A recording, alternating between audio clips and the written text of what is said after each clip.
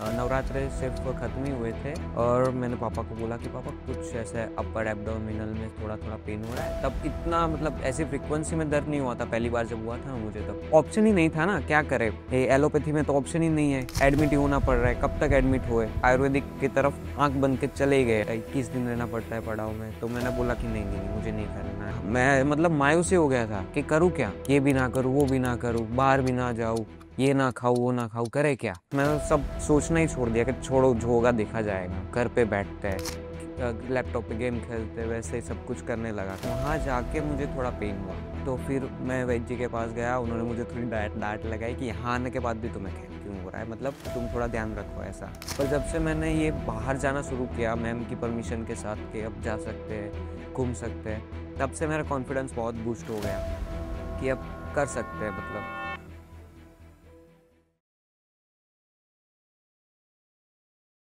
मेरा नाम वेद व्यास है।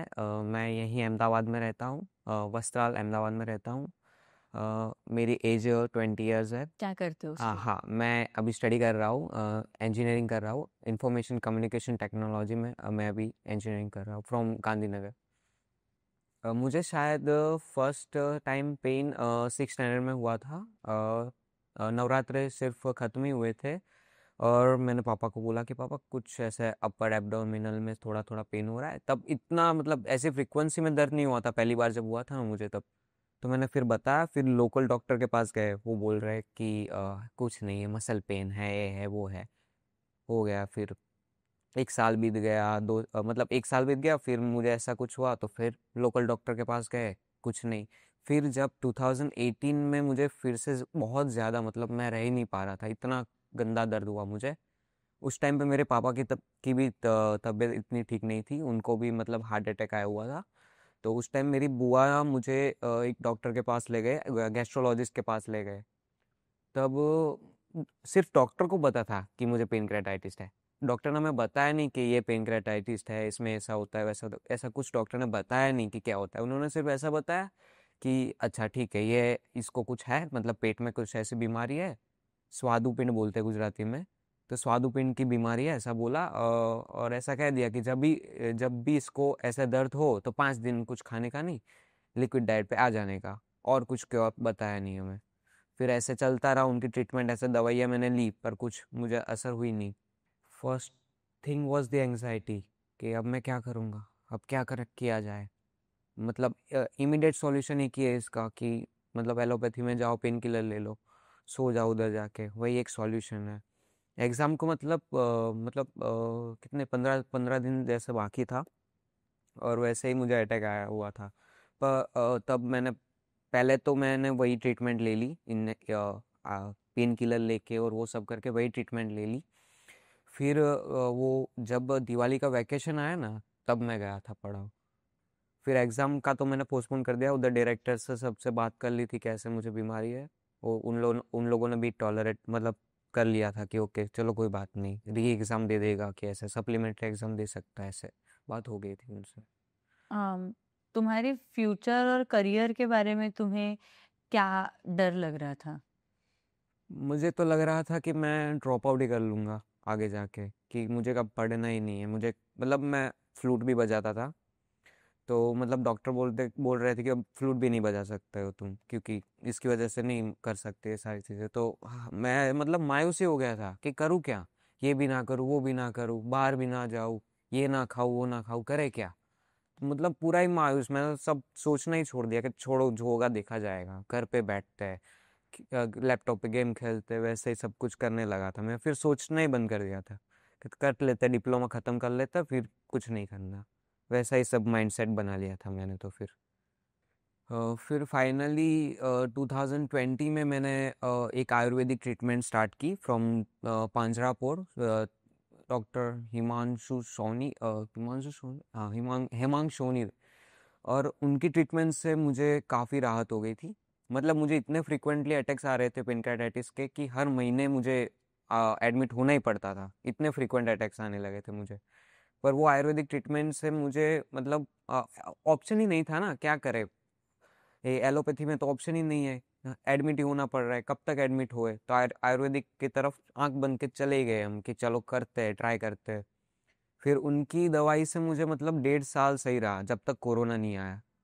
फिर कोरोना आया, फिर कोरोना की वजह से मैं वहाँ दवाई लेने जा नहीं पाया। फिर 6 7 8 महीने तक वैसे रहा, और घर पे ही रहा मैं। फिर वापस से मुझे अटैक्स आने शुरू हो गए। उनकी दवाई से मुझे अच्छा था, पर फिर वैसे अटैक्स आने शुरू हो गए। फिर वो डॉक्टर ने बोला कि अब मेरे हाथ में ये केस नहीं है, आप पड़ाव जाओ। उन्होंने भी पड़ाव मुझे सजेस्ट किया था, वो डॉक्टर ने ही, कि वो लोग मतलब पड़ाव में मतलब काफ़ी सारे साल से पेनक्रेटाइटिस पे रिसर्च चल रही है, इतने सारे पेशेंट को उन्होंने ठीक किया हुआ है, ऐसा सब कुछ बताया मुझे। पर मैं तो मतलब डिप्लोमा में था तब। मैंने सोचा, और मेरी एग्ज़ाम्स आने वाली थी, तो मैं लाइक मुझे नहीं जाना, 1 महीना रहना पड़ेगा उधर, 21 दिन रहना पड़ता है पड़ाव में। तो मैंने बोला कि नहीं नहीं नहीं, मुझे नहीं करना है ऐसा सब कुछ। पर वो डॉक्टर ने मुझे बहुत प्यार से समझाया कि देखो, हेल्थ फर्स्ट है, एग्ज़ाम एग्ज़ाम तो सब होता रहेगा। और ऐसे में पढ़ाओ या कुछ। पहले वहाँ जाके तो बाकी सब लोगों से मिले हम, सबकी बातें सुनी कि कौन कहाँ से आया है, कितने सालों से ये सब से गुजर रहा है, ये सब सुना। फिर यकीन आने लगा, क्योंकि मेरा फर्स्ट डे था, पर किसी और का तो 21st डे था, किसी और का 10th डे था, और सबके रिव्यू मैंने सुने। सब बोल रहे थे कि ना अभी कुछ अच्छा ही है। पहले वाले लोग मतलब जिनका 21st है, वो भी फर्स्ट डे पर किसी सीनियर से मिले होंगे, तो उनके भी वो टच में थे। तो सब सब ऐसे साइकिल में सब मतलब पेशेंट एक दूसरे से बात करते रहते हैं, तो एक दूसरे का रिव्यू लेते लेते समझ में तो आ गया था कि इधर क्योर तो पक्का ही है। फिर वो कैटलॉग्स वो सब कुछ उसमें भी सब पुराने जो मतलब हमारे सीनियर्स इस बीमारी के सीनियर्स है जो, उनसे मतलब उनका रिव्यू देखा हुआ था। मतलब और भी बीमारियां जो है, माइग्रेन है, उनका भी क्योर ये करते हैं, तो वो भी रिव्यूज देखे थे। फिर मतलब यकीन आने लगा था कि अब इधर आए हैं तो हो जाएगा। और फिर सबसे पहले तो हाँ, मुझे वहाँ जाके सुबह मतलब रात को जल्दी सोना, सुबह जल्दी उठना, अपना वज़न चेक करना, डॉक्टर को रिपोर्ट करना, वो सब था। और लोकली मतलब हर बार वैद्य जी तो अवेलेबल नहीं होते थे, पर गुंजन सर थे जो वो डेली सुबह शाम हमारा चेकअप करते थे। उनको हमें सुबह मतलब रिपोर्ट करना होता था कि कितना क्या डाइट ली, क्या हमारा वजन है, कितनी बार हम स्टूल पास किया, वो सब हमें बताना रहता था। और एक मेंटेन करना होता था एक डायरी में। आपकी एंग्जाइटी कब कम होने लगी? Anxiety related to this attacks and all, इसका डर कब खत्म हुआ, तो ये डर कम हुआ है। खत्म तो मुझे लगता है थोड़ी देर लगेगी अभी। जब 1 साल तक तो नहीं हुआ था मेरा ये डर खत्म, क्योंकि 1 साल तक तो मैं दवाई ले रहा हूँ, बाहर नहीं जा रहा हूँ, रेस्ट कर रहा हूँ, तो डर तो मुझे था ही। और ड्यूरिंग दैट 1 ईयर मुझे कभी कभार ऐसे गैस बनने लगे और भारीपन लगे। तो मुझे मेरा यकीन डगमगाने लगा था तब कि यार इधर से भी नहीं हो रहा। और 2 3 लोगों से बात की तो क्या वो तो बोल रहे कि छोड़ दो ये आयुर्वेदिक, इससे कुछ नहीं होगा, ऐसा सब कुछ बोल रहे थे। फिर धीरे धीरे 1.5 साल हुआ, फिर मेरी अमर करके दवाई है वो बंद हुई। उसके बाद सडनली मतलब मुझे अच्छा ही लगने लगा। मतलब मुझे कोई भारीपन नहीं लग रहा।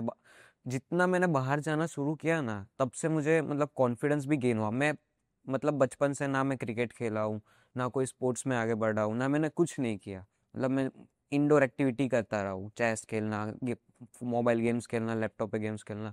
पर जब से मैंने ये बाहर जाना शुरू किया मैम की परमिशन के साथ कि अब जा सकते हैं, घूम सकते हैं, तब से मेरा कॉन्फिडेंस बहुत बूस्ट हो गया कि अब कर सकते हैं मतलब। और तब से एंजाइटी मेरी कम होने लगी। और जब से मैम ने बोला कि हाँ खाओ, जो भी खाना है खा सकते हो, पर समझ के खाना, तब से मुझे डर कम कम लगने लगा। और मैंने खाया भी 2 2 3 बार, मतलब बाहर का भी खाया, कई बार खाया। और मैंने मतलब एनालिसिस भी किया कि हाँ अब मुझे कुछ ऐसा नहीं हो रहा तो ये बोल सकते हैं कि Ved is now leading a very normal teenage life. है। यस, इसका तो कोई क्योर है ही नहीं। गो फॉर पढ़ा ओनली। एंड ऑलवेज मतलब मैम तुम्हारे साथ ही है, सब तुम्हारे साथ है। और बाकी सारे पेशेंट के साथ मिलोगे तो तुम्हें पता चलेगा कि और लोग भी तुम्हारे जैसे हैं, तुम अकेले नहीं हो। औरों के साथ भी ऐसा होता है। डरने की कोई ज़रूरत नहीं है, डिप्रेस होने की। इसमें depression is the biggest thing. तुम मतलब हताश हो जाते हो पूरा कि मेरी ज़िंदगी ख़त्म हो गई क्या? ऐसा सब सोचने लगते हो, पर ऐसा कुछ सोचने की ज़रूरत नहीं है। तुम्हारे साथ सब है, सारे पेनक्रेटाइटिस के पेशेंट तुम्हारे साथ ही है, मेरे जैसे सब तुम्हारे साथ है। तो मतलब डरो मत, पड़ाव आ जाओ और क्योर हो ही जाएगा। मतलब उन जो मैम बोले वो करना पड़ेगा फिर। मतलब तुम मानोगे नहीं उनकी बात, अपने तरीके से सब करोगे तो फिर नहीं होगा। थोड़ा मतलब संयम रखना पड़ेगा और उनके तरीके से चीज़ें फॉलो करनी पड़ेगी, तो फिर हो जाएगा। ऐसी कोई मतलब डरने की बात नहीं। हम्म। लाइफ चिल है फिर। ठीक है, डन।